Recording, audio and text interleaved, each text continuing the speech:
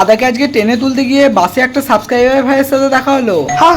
আর ভাইটাকে আমি তো ভিডিও বানাই না বলতে ভাইটা আমাকে ফোনটা বের করে আমারই ভিডিও আমাকে দেখাচ্ছিল। আমাদের এই ভালোবাসাটা তো আমার কাছে স্বর্গ পাওয়ার সমান। দাদা আজকে মুম্বাই চলে যাচ্ছে আর আমি গিয়ে বর্ধমানের ট্রেনে তুলে দিয়ে আসবো। মা বাবাকে প্রণামটা করে নিয়ে ঠাকুরকেও প্রণামটা সেরে নিল। আমিও ততক্ষণে রেডিটা হয়ে নিয়ে টুকটুকিটা নিয়ে আসতে বললাম কাকাকে। এইদিকে মানুকে দেখো, ও বাবার কাছে আসতে চাইছিল না, আমাদের সাথে যাবে বলে। যাই হোক, দাদা চলে যাচ্ছে বলে দিদি হয়তো বেশি এক্সাইটেড হয়ে টাটাটা দিয়েছিল। কাকা আমাদেরকে বাহাদুরপুরে বাসে চাপিয়ে দিয়ে চলে এসেছিল। আমরা বাসের মধ্যে প্রায় 1 ঘন্টা ঝুলতে ঝুলতে আসার পর স্টেশনের মধ্যে পৌঁছে গেছিলাম। আর আমরা রাইট টাইমেই চলে এসেছিলাম, তাই মনের মধ্যে কষ্ট চেপে রেখে মুখের মধ্যে হাসি নিয়ে টাটা দিতেই ট্রেনটা স্টেশন থেকে ছেড়ে গেল। ওখান থেকে দাদা এখন হাওড়া যাবে আর ওখান থেকে মুম্বাইয়ের ট্রেন ধরবে। আমি স্টেশন থেকে বাইরে বেরিয়ে মায়ের তৈরি করে দেওয়া লুচির সাথে ঘুগনি কিনে নিয়ে খেয়ে নিলাম।